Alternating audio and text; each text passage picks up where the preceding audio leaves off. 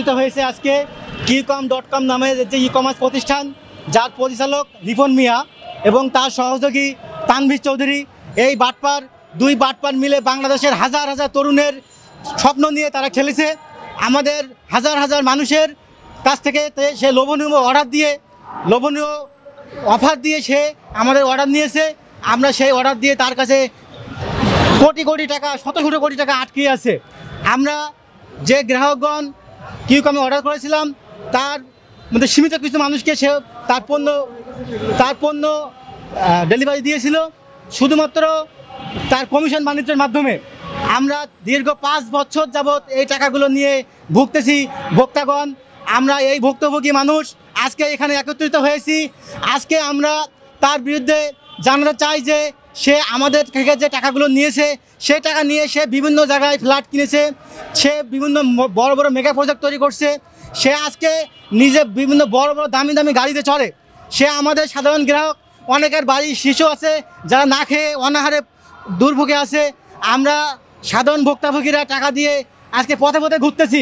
আমাদের এখানে অনেক ভাই আছে যারা অসুস্থ হয়ে হাসপাতালে ভর্তি আছে, যারা অসুস্থ হয়ে তার পরিবার নিঃস্ব হয়ে গেছে, কিন্তু তার কাছে বারবার নক করেও সে আমাদের টাকাগুলো দিচ্ছে না।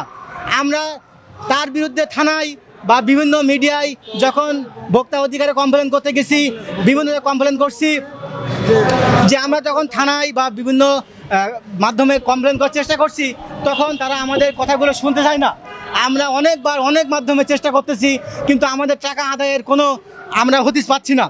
আমরা অলরেডি খবর পেয়েছি তার নামে ঢাকা শহরে বাড়িধারা, বনানী সহ বিভিন্ন বড় বড় জায়গায় তার নামে 3-4টা ফ্ল্যাট আছে।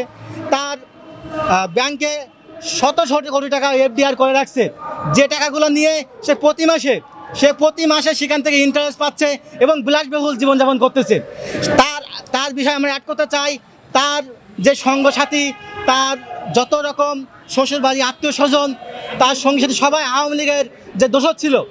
তার শ্বশুর ছিল একজন সাবেক সিটি কর্পোরেশনের মেয়র।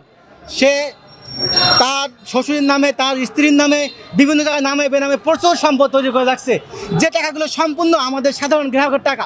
আপনারা খোঁজ নিলে জানতে পারবেন QCOM 2019 সালে প্রতিষ্ঠিত হওয়ার আগে রিপন মিয়ার কোনো সম্পদই ছিল না। সে ছিল একজন নিঃস্ব ব্যক্তি। সে একটা ই-কমার্স সাইট খুলে তার নামে হাজার হাজার কোটি টাকা বিভিন্ন মাধ্যমে সে জড়ো করছে এবং বিভিন্নভাবে অবৈধভাবে কালেক্ট করছে। আমরা এখানে আরও অনেক তথ্য কালেক্ট করেছি। সে বিভিন্নভাবে মানি লন্ডারিংয়ের আমরা কোনো তথ্য পেয়েছি। তার নামে পিকমি এক্সপ্রেস নামে একটি চেক ইস্যু হয়েছে, যে পিকমি এক্সপ্রেসটা আসলে বাংলাদেশের কোনো হদিসই নাই, যা তার নামে চেক ইস্যু হয়েছে। আপনারা যদি খোঁজ নেন অবশ্যই জানতে পারবেন যে পিকমি এক্সপ্রেস বাংলাদেশে নাই, তার নামে কীভাবে চেক ইস্যু হয়। এটা নিশ্চয়ই মানি লন্ডারিং একটা বড় ইস্যু হতে পারে।